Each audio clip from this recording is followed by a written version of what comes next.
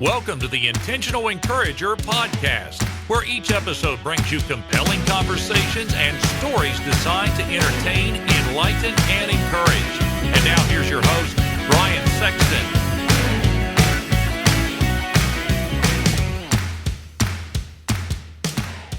Hey everybody, Brian Sexton. You know what's really important to me when I do business with a company is trust and transparency. I've been telling you now for a good while about my buddy Damon Burton and his company, SEO National, because trust and transparency are just as important to them. You know, for the last 15 years, in the search engine optimization space, they have been leading the way and serving people tremendously well. Now, for those of you that don't know what SEO is, it stands for search engine optimization. It helps you show up higher on Google searches so that folks that are looking for what you have find you quicker. And you know what's really encouraging? More revenue, more sales, growing your business. Do me a favor, get in touch with Damon and his team today at SEO National at 855-736-6285 or go to SEOnational.com and get your free quote and tell them you heard it on the Intentional Encourager podcast. I hope you're ready, because here comes a dynamite conversation on the Intentional Encourager podcast.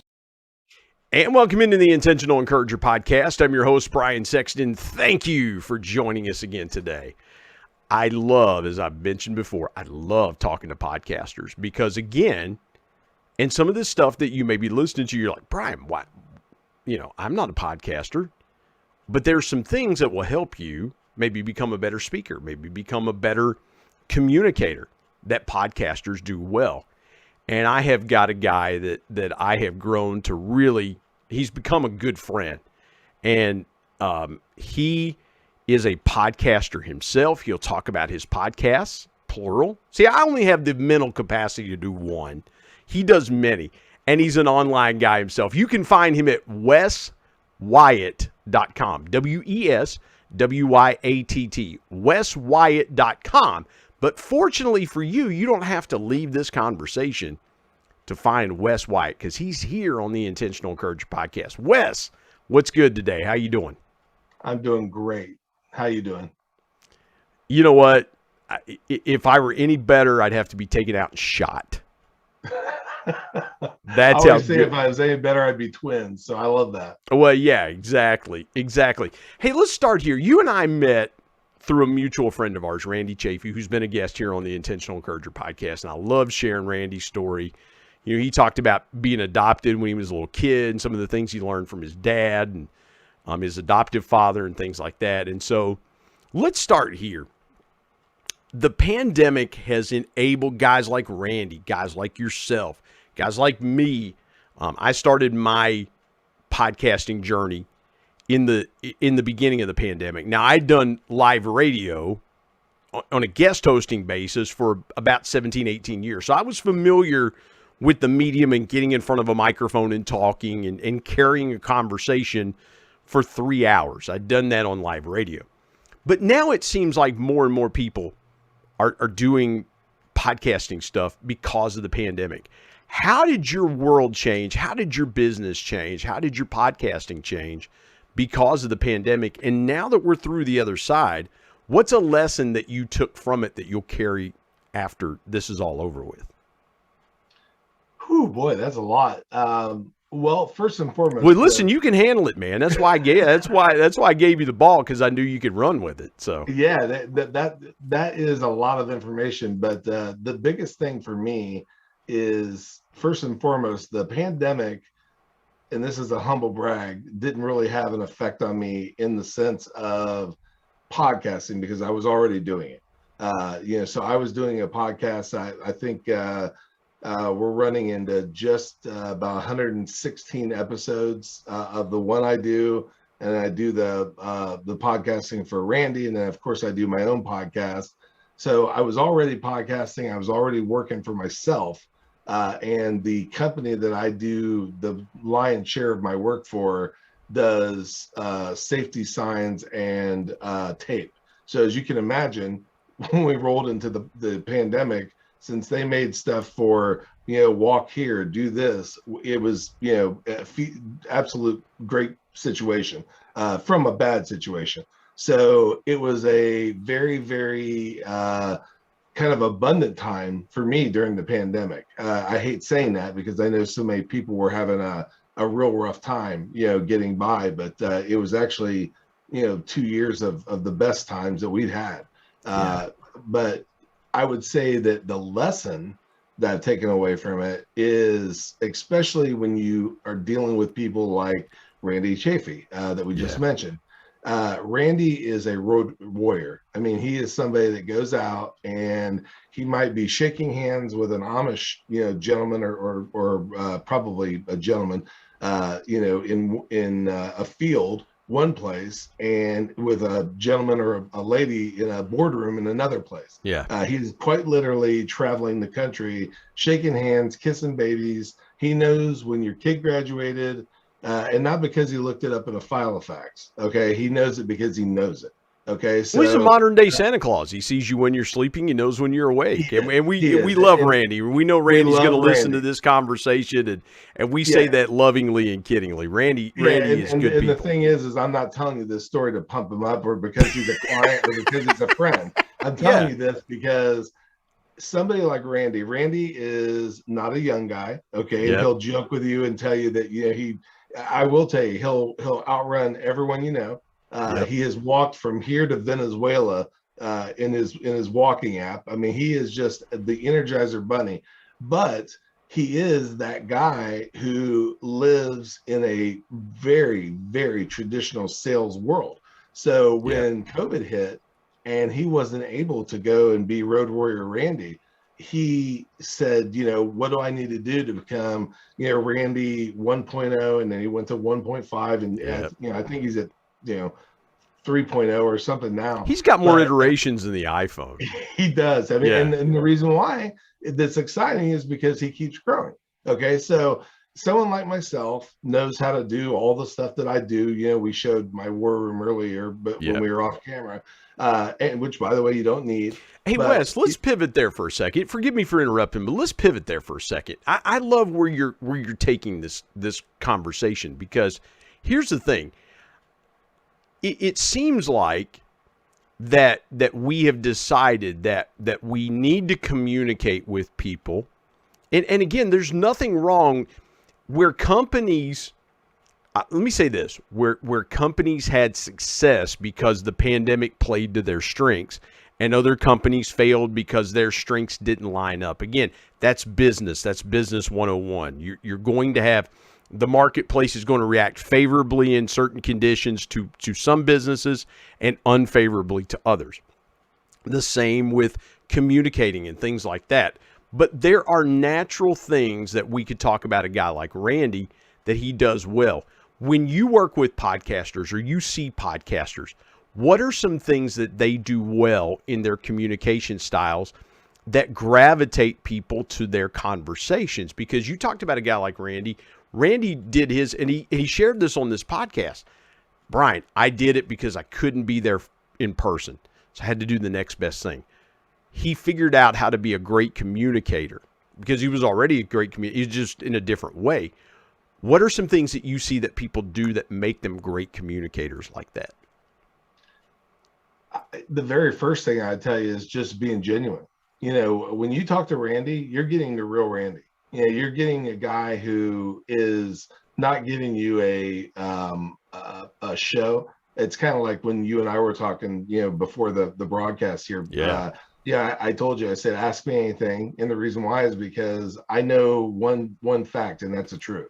We also prayed before the broadcast. If you look right over my shoulder here, you'll see Bibles and, blessed and all the different things that go along with it.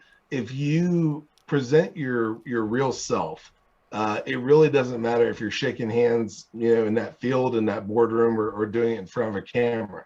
The genuine is going to come through no matter what.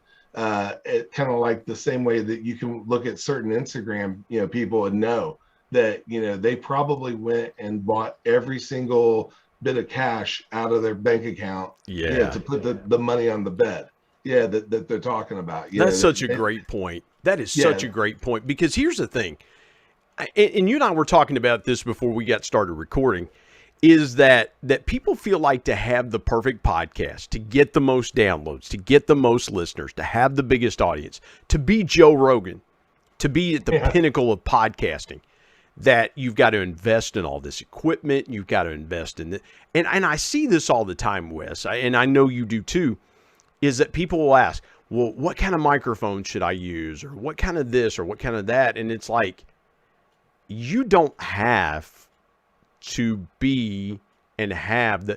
I made so many mistakes early on because I thought I had to buy a mixer. I thought I had to buy a compressor mic. I thought I had to buy this. Here's what I found out. I need a really good USB mic. I need a good webcam. The rest will take care of itself. And I should have known that going in. Yeah, go ahead. Go there. No, what I was going to tell you is, an analogy I used to use over and over again back in the day was, if I told you that I had a mall and it had marble floors, beautiful fountains, with wine, that you could go over and dip and drink from, and the highest quality stores, beautiful lighting, personal shoppers, valet parking. It's just the best mall that you've ever seen in your entire life. Now, one caveat, it's out in the middle of the Sahara Desert. Okay. It doesn't matter. You can have all the stuff, all the best lighting, all the best cameras, all the best everything. And if you don't, number one, do the podcast or, provide something that somebody's going to want to watch, it doesn't matter. You can have all that stuff. And it really doesn't matter one bit if you're not giving something that, number one, people want and or want to listen to, or that you're doing it. You can have all this. It doesn't push you into the chair and make you start talking like a ventriloquist doll. I mean, you have to still do it. So I use an analogy that I have had, for years, and that is shovel, blower, plow. Okay. And the way that works, and there's, lots and lots and lots of incarnations, of that particular thing. But keep in mind that when you are in an area like Ohio, it snows. Okay. And at some point you're going to have to go out and take care of snow. All right.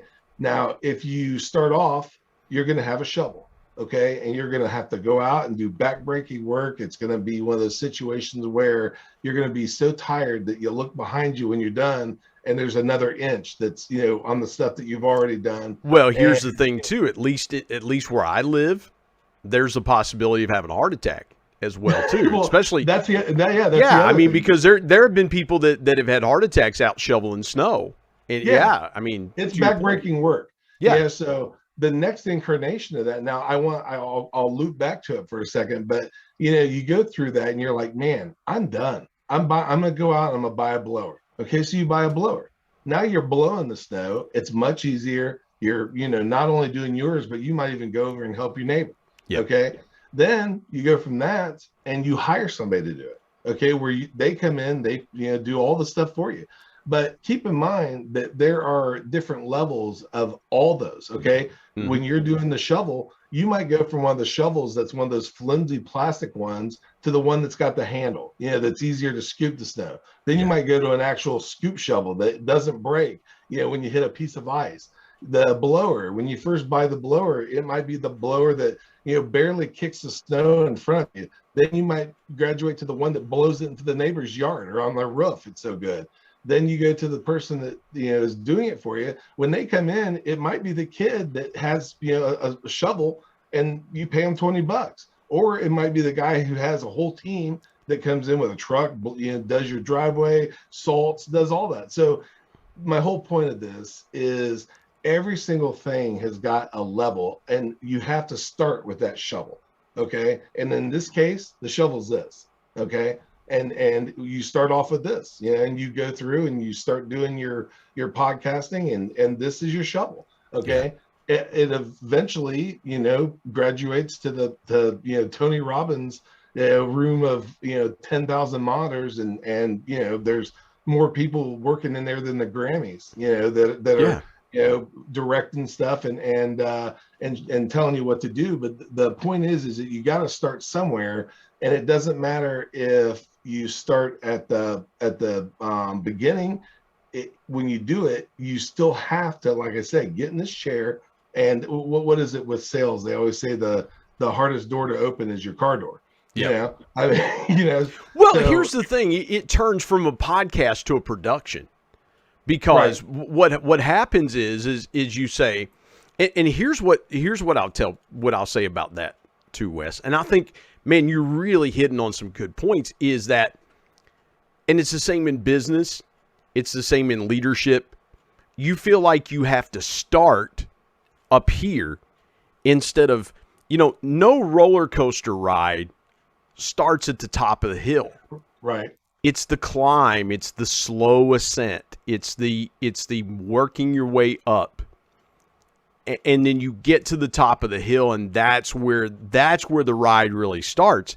It's not when you first get in the car. It's not when they're buckling you and checking the harness and making sure it's good and things like that. It's not even the ascent. It's once you get to the top of that hill, that's where the ride begins. And people want to get to the top of the hill before they've strapped in their harness, before they've made the safety checks and things like that. And they don't want to make the slow ascent up the hill. They just want to get to the top and start the ride. They want that payoff. And guess what, Brian? Yeah. Here's the thing that I would tell people is, the blocking and tackling and doing this stuff every day, because I didn't start off working for myself at the house. I've done everything under the sun, the worst of the worst jobs, to be this, 53-year-old overnight success. But, you talk about the clicking of the hill and going up and all that, the safety checks. But I'll even go a step further for you than that, and even further than that, again, you still got to stand in line, for the hour to get on the ride. Yeah, Okay? great and point. even more than that, you got a plan to go to the park that morning.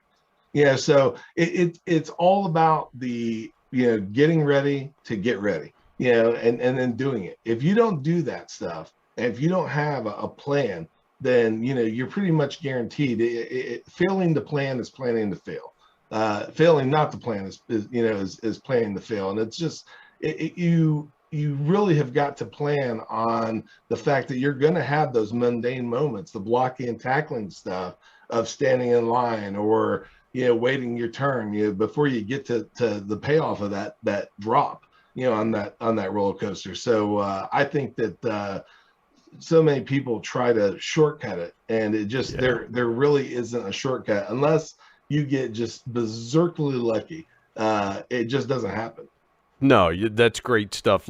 And I wrote that down. That's the big takeaway that I think from this segment is planning for the mundane moments. If you don't plan for those things, man, it's not going to happen. Let's step aside, take a break. When we come back, I want to talk with Wes about the one thing, and it goes for leadership, it goes for business. But working on one thing, you can get all this other stuff right, but there's one thing you really need to work on as well, too. My guest is podcaster and online guy, Wes Wyatt. Joins me on the Intentional Encourager podcast. You come back in just a moment.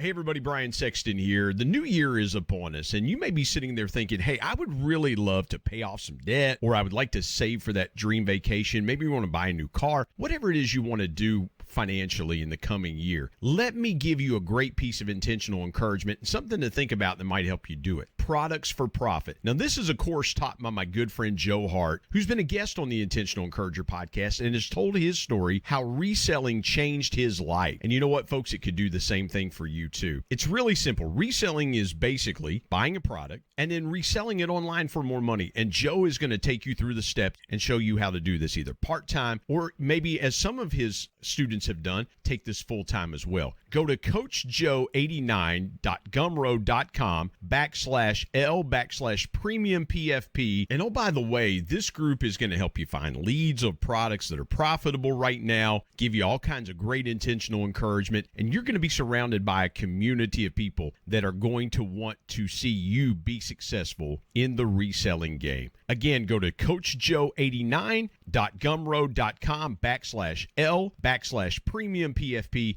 and tell him you heard about it on the Intentional Encourager podcast. And now let's get back to more great conversation here on the Intentional Encourager podcast.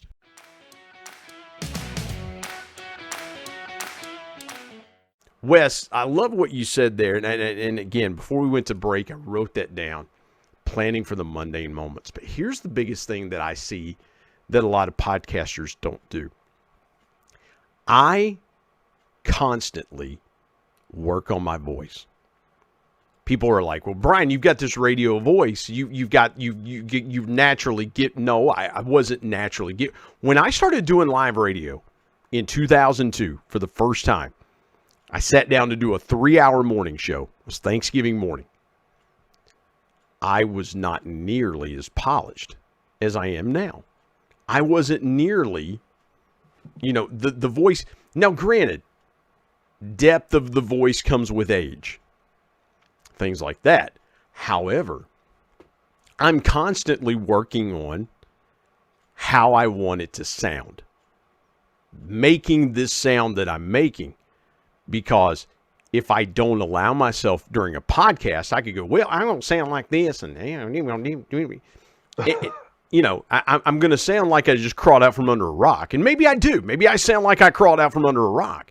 You don't. But it's working on the voice. In your experience, why don't people want to work on the one thing that they're trying to get done? Because in podcasting, you got to be pleasing to the ear. You really do. If you listen, and forgive me for the long-winded question, but if you listen to Joe Rogan, he's got some voice talent. If you listen to broadcasters, if you listen to podcasters, they have some modicum. Those that are successful have some modicum of voice talent. It's not saying that they are the cream of the crop, but they have a modicum of voice talent, but they've also worked on that. Why do you think it is that people don't want to work on the fundamental thing that would make their podcast better, or their business better, or their leadership skills better?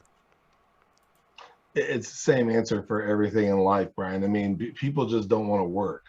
I mean, that's the thing that's going to separate most people, from everybody. And that is, we spoke about this offline, as podcasters. If you update your podcast once every 6 months, you're already in the top 20%. So 80% of the people that are out there, and there's millions of podcasts. So you got to figure, I think the number is over 2 now, 2 million. It may be over 3, but it's definitely over 2 million podcasts.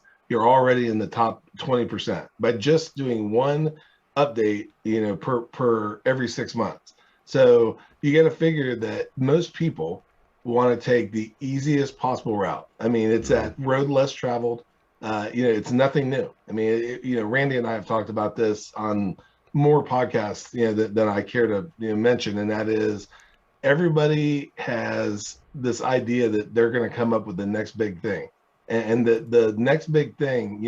I pointed to these Bibles up here earlier. If you were to read these Bibles and go through just a couple of the things that are in, just the books that are right there. I've got all these books behind me. It's a absolute, minuscule amount compared to, what's out there in the world. But these books right here, you would have all the ideas that you ever needed, and all you'd have to do is find your way of how you're going to deliver it. So I'm digging on the Funko Pops that you got in the corner there, man. I love those. Those are outstanding. The Office ones. Man. Oh, yeah, yes. The Office. I thought I recognized Dwight K. Schrute there in the corner. So yeah, there's Ron Swanson from Parks and Rec. Yeah, pretty much anybody that's got coffee. But I love it. So someone like the Compound Effect, Darren Hardy, and Jeff Olson, The Slight Edge. they're talking about the exact same thing. Okay. And it's nothing more than if you work, you get it. And if you don't, you don't. Okay. And so all Bible principles. Okay. But what they did was they called it the compound effect, or they called it the slight edge. Okay. So most people don't want to work. Okay. They want to find the easiest possible way to get through life. And it's kind of like they'll do as much as they have to not get fired, and people will pay them just enough to where they don't leave. Yeah, and that's how most people live their life. I mean, they go through this weird little working for the weekend mentality, and that's how they operate. I'm glad you said. Forgive me. I'm glad you said that, man. I've got to jump in there because, and forgive me for interrupting you, Wes. But go ahead. Here's the thing that you're hitting on that's brilliant, and I love this. I was in a discussion over the weekend on social media because we had a delegate here in West Virginia that was talking about pay raises for county employees. And I said, I quoted the tweet, and I said, because she put in the these people desperately, and for those of you listening, I'm saying desperately needed in air quotes. So if you're watching on YouTube, I'm using air quotes. And I said in that quoted tweet, Wes, I said, when I've desperately needed a pay raise, I declared myself a free agent and went into the marketplace and sought it and found out what my value was worth. And I found that I could get that pay raise by putting myself out there and aligning with a company that valued what I brought to the table and would pay me more to come and share my talents with them. And it was like a turd in the punch bowl. It was like some people are like, well, these people, what about the services and what about the and I'm like, look, what is fundamentally wrong with doing the things like you are so brilliantly just really, it's just so good. I just, forgive me, I had to jump in there because it is a fundamental problem that we have. And I'm not trying to talk politics or anything like that, but it's a fundamental problem that we have where people just feel like they're trapped in this box, and it's like, well, I got to eat. I got to survive. I'm doing my best West Virginia hillbilly voice, by the way. And it's like, you know what? The best thing you can do for yourself is declare yourself a free agent. You talked about, and I don't want to skip ahead because I want to get parts of your story, but you talked about doing all these things to get to where you are. What's one thing that has always driven you to go to that next level, and at those times in your life to declare yourself a free agent? Because it sounds to me like you've had those seminal moments where you were like, you know what, it's time to declare myself a free agent and go do something else. I've been psychologically unemployable my entire life, Brian. It's something where I need to have a carrot.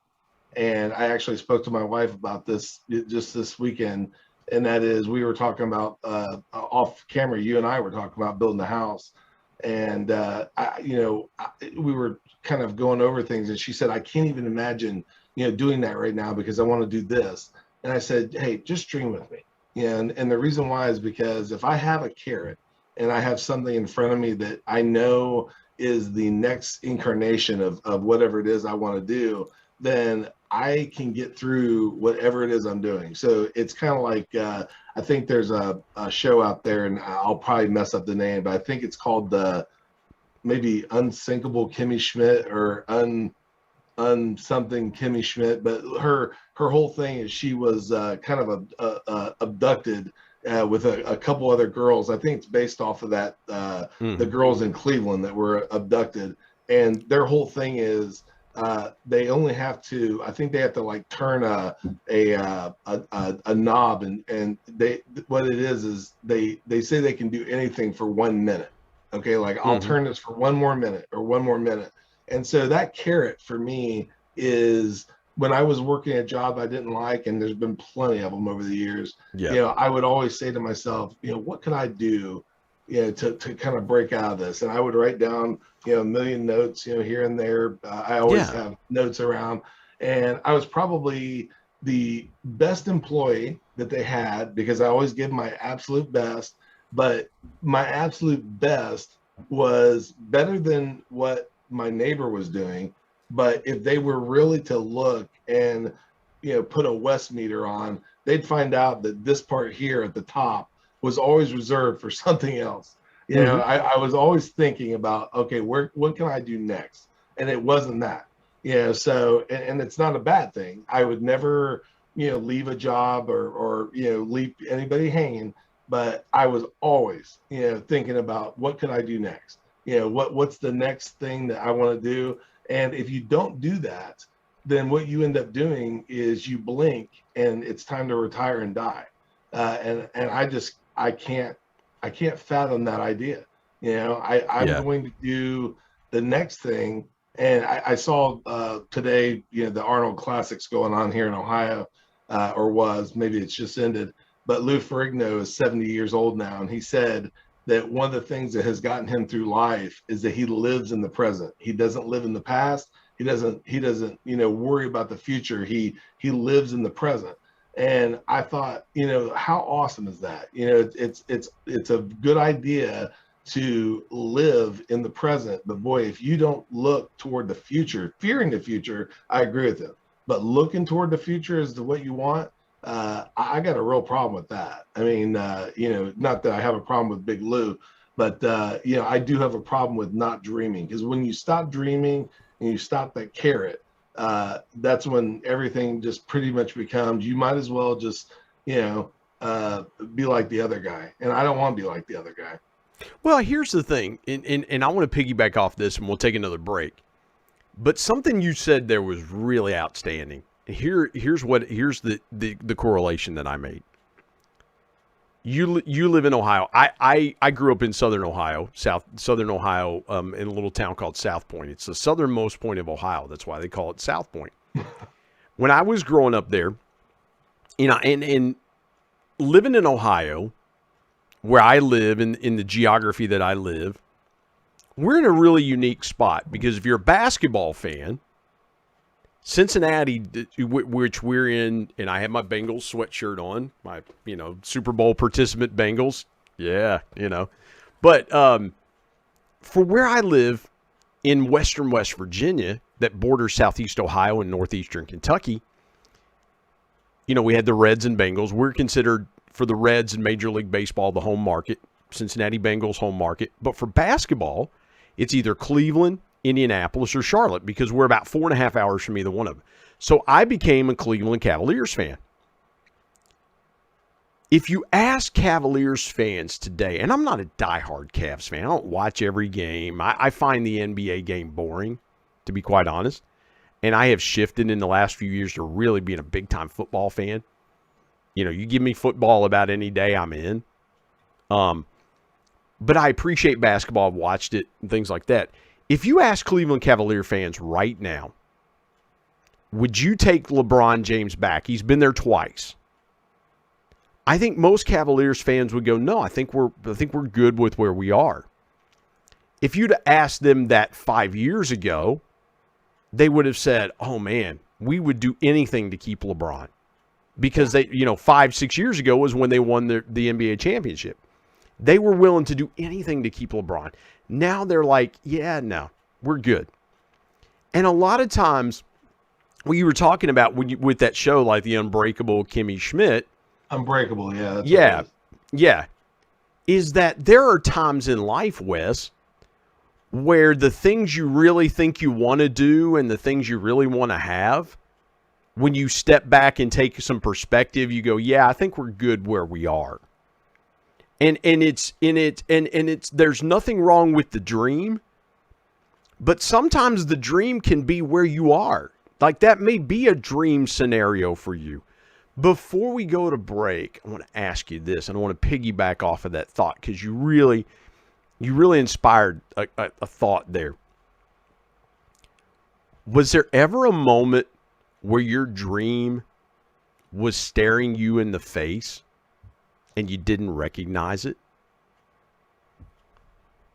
Oh yeah. I mean, without a doubt. I mean, I'm sure it's happened probably too many times to talk about. I mean, because what you do is sometimes it's so easy to to not look at stuff like that. Like the perfect thing was looking at you the whole time. I mean, if it was girls you dated, bosses you had, Yeah. most of the time it's hindsight's 2020, kind of a thing. So yeah, absolutely. I mean, I've had many times where, when I sat back, I was like, you know what, you dummy, you Or had the it dream right, didn't turn out to be what you wanted it. And I've said this too. I went to Marshall, a school here in West Virginia. It was always everybody's dream to play West Virginia University in football. And so at the time, the Governor Manchin, who's now Senator Manchin, put a deal together. And it's like, this is great. They're going to come to Huntington. We're going to go to Morgantown. And you got about halfway through that series. And to your point, Wes, it was like the girl you thought you always wanted to date. Your buddies paid her to go out with you. And you start dating her and you realize she's a psychopath. She's full of drama and she treats you like junk. And by the time you're just like, please, let me get out of this thing. That was what it was like for some of us Marshall fans playing West Virginia. It's like, by the time the series was over, like, thank God this is over. And the reason I mention that, and I will get to a break, but I want to just pull a little more conversation out here for a minute. Sometimes I want to get your thought on this, Wes. What about the times that the dream that you've always had is not what you should pursue? Maybe you're looking at it, you think to yourself, I've always dreamed of doing this, and when you really look at it, it's like, man, I need to walk away from this thing. You ever been in those moments? And what's your biggest piece of encouragement for people in those moments? Well, I'll tell you, I worked with a client just, within the last year, and I really thought that they were going to be just, this is going to sound kind of bad. So let me kind of frame this in a positive way that's going to make it sound a little better, because it sounds kind of almost predatory. But I saw a very, I guess I saw something, that they had that wasn't being kind of put out yet. The red flags and bells and whistles were kind of going off. Yeah, and I thought, oh man, I'm going to be the one to kind of break this person out, and benefit from it. And as time went on, I realized that it was not a good situation and had to fire them. And it was a very tough thing to do, because they were someone that I was friendly with and enjoyed, but I realized very quickly that it was going to not only be a toxic, type situation, but it was, even though the juice probably was going to be worth the squeeze long term, it was going to be an absolute arduous and destructive path, to get to it. So I think sometimes what you got to do is you have to say to yourself, you know what, it's time to say no. And I laugh because I don't know who said it to him, but I think it may have been Alec Baldwin, and I might be making this up, but it was someone like that. And they said that if they had Jerry Seinfeld's money, all they would do was sit on a beach all day, and when the phone rang, they'd pick it up and go, no, and just hang up. Yeah. And I just thought that was funny. Because he's got that kind of bread now. Well, at that point, you do what you want to do, and you do things that motivate you. That's the point of it. Yeah, and if you look at Jerry Seinfeld's life, his career was, again, we use the roller coaster analogy, climbing the hill, standing in line, getting through the line, getting in the car, harness, climbing the hill. And then Seinfeld was the 70-foot drop that was just this screaming ride for several years. And, here's the thing, too, what a lot of people don't remember about Seinfeld is that NBC wanted to sign them for an ungodly amount of money at the time. It was like $30 or $40 million. And back in the early 2000s, that was an exorbitant amount of money. And Jerry Seinfeld's like, no. Yeah, that was year 10. And he said no. I think it was $5 million an episode. What they were going to give him. And they would have done, what, 20 episodes that had been $100 million? Yeah, it would have been an banked insane amount of money, but he knew that the ride was done. And it's funny about him, Brian, that in any comedian of his caliber is, you got to figure that they don't go out and they aren't just immediately funny. If he were to walk out with brand new material, you would give him a little bit of a pass because he's Jerry Seinfeld. But if he come out and start telling you a story that he just thought was funny and it wasn't hitting with you, you would all of a sudden be like, man, what was, that just wasn't, that great. But the reason why you'll never see that is because even Jerry, still goes and he lives in Long Island, but he goes in the city and he'll pop on, and do the exact thing that he does on his show, which is you see him in a cab, going from one venue to another to get a spot. He still does that to this day, and still, will go through and say, okay, the dog jumped over the fence, and then, oh no, wait, the dog jumped over the fence. Well, no, the dog jumped over the fence. And he gets that all the different little nuances. Yeah, Wes. And he'll take 20 minutes he'll just go on a set. Like, I don't need to get paid. Yeah. Just give me 20 minutes. Let me work it out. Let me get it where it's like that. So he doesn't, until that is a thing, you don't see it. And that's the reason why he is still Jerry Seinfeld. He'll be a billionaire, soon. I mean, and probably one of the first like billionaire, comics. And the reason why is because that, he's never going to give you the just call it in. It's not going to happen. No, and he'll never do another TV show like that because he knows he can't replicate what. And here's the thing, and I promise we're going to get to a break, but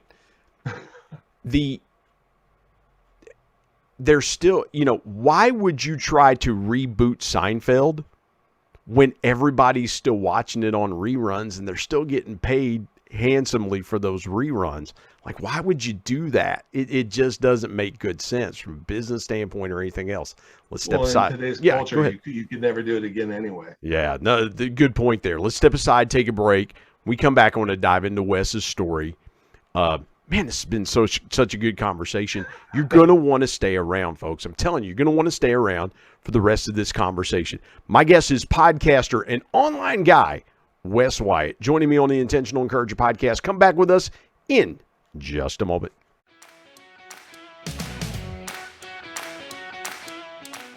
Hey, everybody, Brian Sexton. Have you ever wanted to live a bucket list life? Or if you're a business owner, have you ever wanted to incentivize your team in unbelievable ways? I have got just the thing for you. You need to contact my friend Brad Norwood with Dream It Pro Professional Events. Brad's been a guest here on the Intentional Encourager podcast, and I can tell you he has helped numerous companies achieve unbelievable things through experienced travel. Experiences are what people want. They want to know how they can live incredible bucket list lives as well, too. And Brad can help you with both of those things. I can't give you any better encouragement than to give Brad and his team a call right now at 479-466-6907 or go to www.dreamitpro.com. And when you get there, click on events and you are going to see some unbelievable once-in-a-lifetime experiences. And I promise you this, unlike plaques, awards, trophies, things like that, experiences and trips like these don't burn up in a fire. Again, go to www.dreamitpro.com today. And now let's get back to more great conversation here on the Intentional Encourager podcast.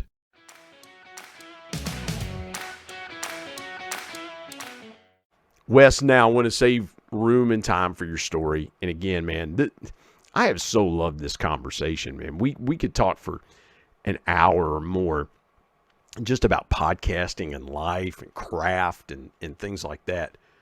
But I would be remiss if I didn't have you on the Intentional Encourager podcast and talk about your story. So go back as far as you want to go. I promise. I jumped in a couple of times there and interrupted. I will do my best. I will try to be good. I will try to ignore the invisible listener on my shoulder that taps me and says, ask him this. I will try to ignore that voice and let you have the room. I may ask you a question or two, but please take a few minutes and tell us your story. Well, I mean, the story is I have, like I told you, been psychologically unemployable from the day one. When I was a paper boy, I was always thinking about, what I could do to become the paper boy for a different, paper that was the bigger one, or you name it. I mean, no matter what it was, I was always looking for the next thing. And I just to kind of fast forward into modern day, just because, like I said, I've done everything. I was working a job that I didn't like. It was a job that I needed to have for my family. And my wife told me that there was a social media job that was going to be opening up, and it was closer. It was more money, and it was just kind of what seemed like a dream job. Okay. And so I decided to take that job and interviewed for it. And I decided to take it. I interviewed for it, and I did get it. And so it was quite possibly, even though I've done things that were much more taxing, physically, or I've had jobs where people threw hammers at me. I mean, so definitely worse jobs. But I went home every night with a pit in my stomach, and when I say a pit, I mean almost like ulcer, causing pit. I mean, it was just unnervingly horrible job, and went on a vacation as a chaperone with my daughter to Washington, D.C. And come back, and they said, come in the office, tell us all about the trip. And went in there and got canned. And it was during the time of The Walking Dead when Negan had lined everybody up and baseball batted a couple of the members of the show. And I come home and I told my wife that I said, well, she goes, what are you doing back? And I said, well, I just got Negan'd. And she goes, what? And I said, yeah. I said, I just got fired. And so while I was at that position, they did primarily things that were in the having that talk with the with an elder sibling about mom and dad needing to go to a nursing home or something. And the primary clients were of that realm. Was completely and utterly out of my wheelhouse. But there was one person that was a client that would come in that was in factory based. And in my earlier days, I did lots of undercover security for factories. And hey, Wes, let me ask you this. Forgive me for jumping in, but again, that little invisible listener on my shoulder. When your wife tells you, and I've been there, like, man, what do you do? Or I would call my wife, and I remember one time getting let go, and I called my wife, and I called her, and she was crying, and I was like, because it was a horrible firing. It was a lot of circumstances around it that were just not right at all. But you mentioned was that the position that you felt kind of sick to your stomach every day going to work? And if it was, what kind of release did you feel? Because sometimes we get fired from a job, and it happens to everybody. It used to be that scarlet letter, right? It's like you got let go. Now it's just kind of like, okay, well, and your point is, if you haven't been cut loose from a job, trust me, it's coming. You're going to have, unless you work for yourself, and still clients are going to fire you and things like that. But did you kind of feel a sense of relief when you got home, like, oh, thank God, I don't have to do this anymore, and I can go on to the next thing that fulfills me? Was that kind of how you felt? Well, yeah, I mean, I did, because, just weeks earlier, I was sitting at a football game, and, I'm watching my son play, and I'm getting texts about something being wrong, or and mean text. I mean, like text that demeaning, like beat you down text, to where I couldn't even enjoy my time, outside of the shop. So that particular one was completely and utterly a blessing in disguise, and I'll tell you why. Not only was it able to get rid of that pit, but it was the push out of the plane that I needed. They threw the chute and then pushed me out of the plane, and I needed to catch it. And the client that I was simpatico with, that worked in the factories, I saw later, about a month later, and I said, hey, how you doing? And recognized him, and he said, great. He goes, how's so and so? And I said, I wouldn't know. They fired me. And he goes, what? And I said, yeah. And he goes, I just fired them. He goes, let's talk. Yeah. So at the time, there was a non-disclosure, type thing that I was going through, and it couldn't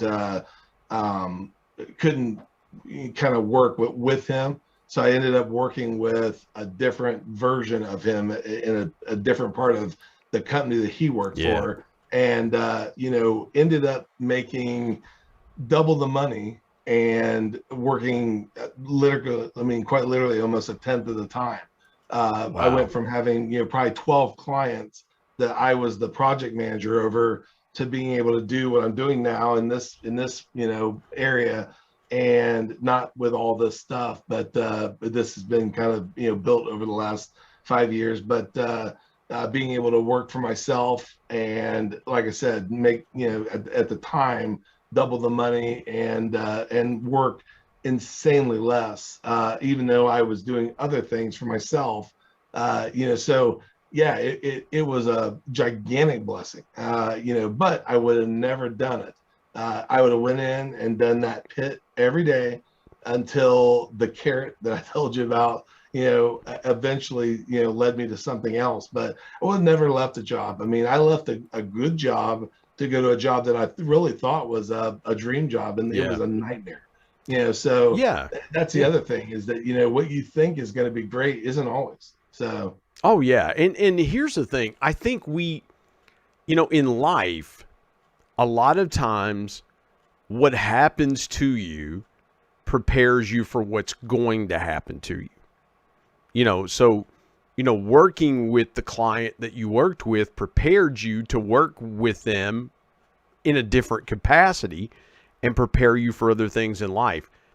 Is there a moment, Wes, is there a really pivotal, seminal moment? Because a lot of us in life have those moments of either something devastating happen. I mean, like I said, I can empathize with you there. I've gotten fired, and it's like, oh man, that's horrible. That you have to tell your wife. The holidays too. Exactly. Yeah, exactly. And you just you think to yourself, okay, what are we going to do? How are we going to do it? And I've had a bunch of those bounce back moments in my life.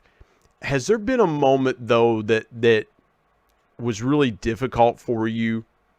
You had to overcome something pretty hard, and maybe you learned, took a lesson away from it.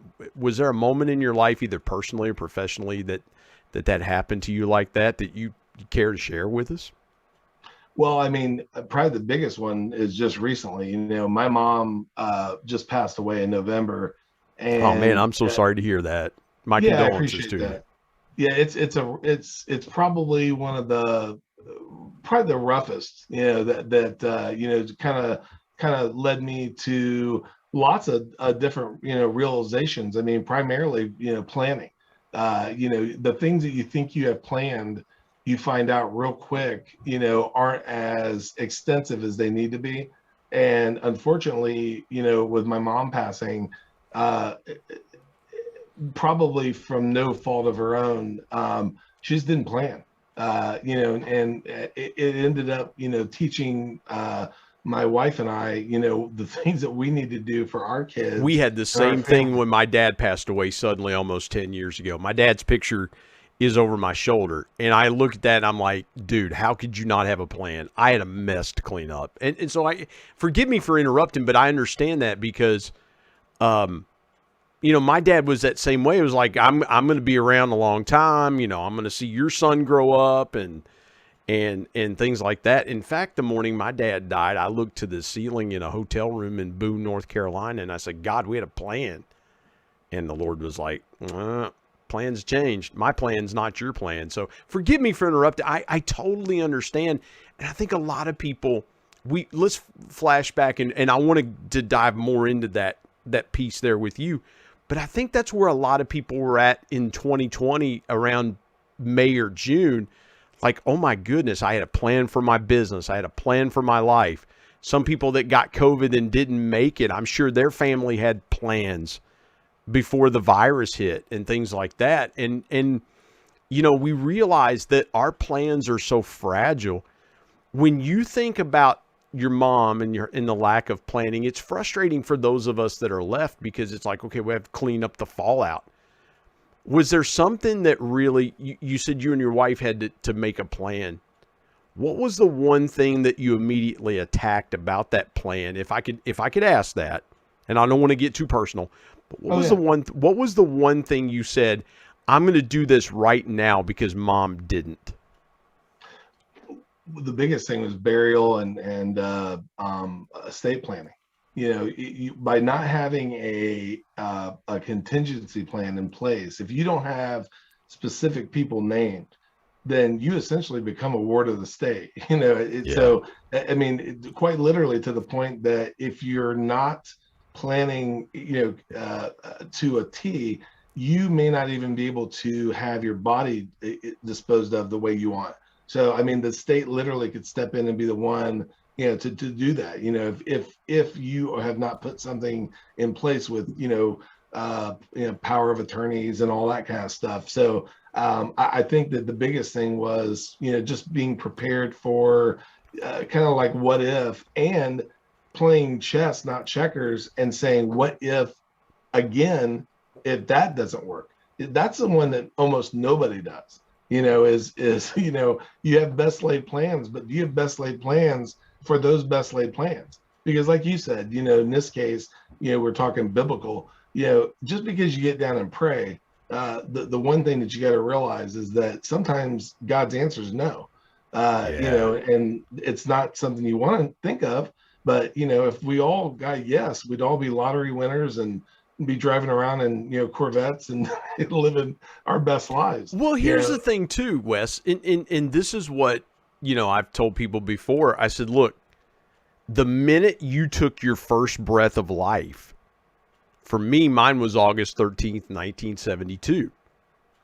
The first minute I took my first breath of life, God knows when I'll take my last. Mm-hmm. I mean, he even knew then, on August 13th, 1972, he knew then the length of my days.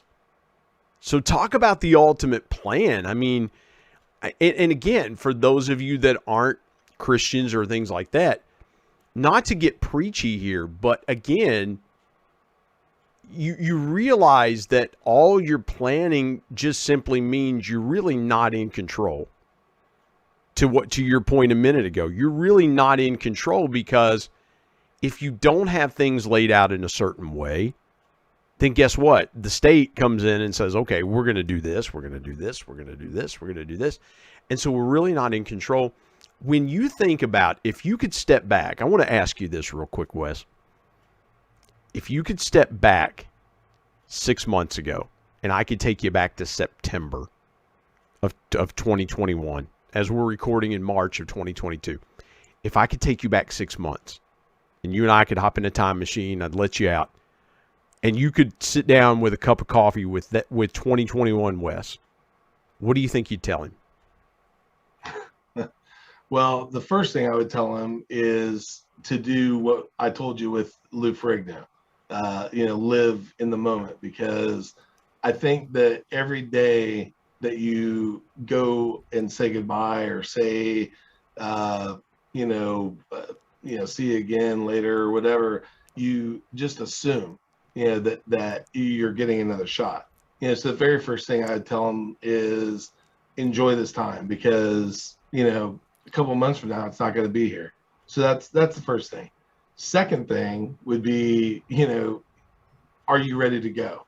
And if the answer is no, you need to get ready, because it doesn't matter if you follow, you know, Miles Monroe, who died a couple years ago. His whole thing was die empty. You know, you should never go to the grave with anything left to do. Okay. You know, so if you aren't ready to go, get ready. because it's kind of like you need to have a go bag, and that go bag could be quite literally the next second. You and I could be talking here and literally, I go down on the table. I hope that doesn't happen. But people are going that way right now. That's right. I mean, there's lots of stories, whether it's, I don't know what's causing it. But, I tell myself to put $5 on the Bengals to make the Super Bowl. I'd say, listen, just trust me. I can't tell you why, but you're going to want to do this. Yeah. You're going to, kind of like be like Marty McFly remember in Back to the Future where Biff Tannen had the book of, sure. They took the book back to 1955 and did all that. Almanac. Yeah, the Sports Almanac. Exactly right. But no, I love what you said about die empty. Because again, if you're a gun enthusiast, when you're out target practicing, you don't leave any rounds in the chamber. You shoot the rounds that you have because you want to get better at target practice in case you hunt or whatever. But no, I love that. Wes, I'd be remiss too if I didn't ask you. You have given us some real meat in the last 15 minutes or so, but I would be missing it if I didn't ask you to share your biggest piece of intentional encouragement with this audience. The biggest thing that I would tell you is a quote from Benjamin Franklin that is always around me somewhere, and it's energy and persistence conquer all things. And if you follow that, I think that, it doesn't matter if you follow The Secret or, Think and Grow Rich or any of these different things that are out there. Again, I'm going to point up here to the Bible. And the reason why is because it is the same thing, in different ways that people have put. But the biggest thing is the secret is action. And, whether it's talking and going back to what we were talking about with the shovel blower plow, or Randy, going from being just a salesperson that is out there, going crazy to, going to the hybrid amazing Randy. All that stuff takes action. And if you don't take action and do it in a persistent way, energy and persistence, then you are going to find that, again, you are going to stay the same. And if you follow any of those slight edge, compound, effect, any of that, you find out real quick that staying in the same place is not the same place. It's backward. One of the worst things that you'll ever hear anywhere is if you ask somebody why they do something and they tell you it's because that's the way we've always done it. That statement makes me cringe. And the reason why is because from a lean manufacturing, Kaizen, kind of which is, constant and never ending improvement, Japanese thing. If you aren't in a constant mode of saying, and I didn't even mean to have a correlation with this, but having that carrot in front of you that I've been talking about this entire time is, what can I do to go this way? It's not, you notice I didn't say a carrot behind me. Right. It's a carrot in front of me. And it's that, if you've ever seen the FedEx logo, there's an arrow, that's pointing, and you'll never not be able to see it if you look at it now, but there's an arrow that's going forward in the logo. And, that's their thing. They're always moving forward. And, so if you hear that and any incarnation of it, okay, it doesn't matter if it's someone saying that's the way we've always done this, or someone saying, oh, that's all I can do, or, I just don't have, I can't do anything else, or, whatever the thing is, the version of it. If you don't have that carrot or that moving forward mentality, I mean, you might as well just, get your chip and just start, doing whatever the government tells you, I guess. There you go. That's right, man. Yeah, just get your chip and do what the government tells you. Yeah, just start, clocking in, clocking out, and do. I mean, I long for more. That's all I can tell you. Yeah, I don't want a government chip. I'd rather have some Pringles. I'd rather have Pringles myself. That's the kind of chips I want, or some nice tortilla chips, the lime tortilla chips you get at Kroger. Yeah, those are good. Wes, tell folks how they can connect with you, get your podcast. Just tell folks how they can connect with you. They're going to want to connect with you, and so tell them how they can do that. You can go to weswyatt.com or weswyatt.live, and I'm also at Wes Wyatt on pretty much everything. I've been a very, very early adopter of all the social media stuff. The funny thing, Brian, and when you said you wanted to have me on the show, I'm normally a behind the scenes guy. I mean, I do a podcast, for myself, but I do more stuff for other people behind the scenes, whether it's Randy that you're talking about with Building Wins, or I do something called the Warehouse Safety Tips podcast, and I do lots and lots of stuff behind the scenes. But if somebody wants to get in touch with me and find out how to kind of figure out what they need to do, I always tell people I coach people to sell themselves, not what they sell. Man, that's so good. Wes Wyatt, WESYAYATT. Listen, my West Virginia illiteracy is kicking in, so when you're 50th in the United, well, listen, Mississippi has us beat right now. We're 49th in literacy, so we're but go to WESWYATT.com or .live. That's weswyatt.com or weswyatt.live. Wes, man, this has been so good, man. Thank you for joining me on the Intentional Encourager podcast.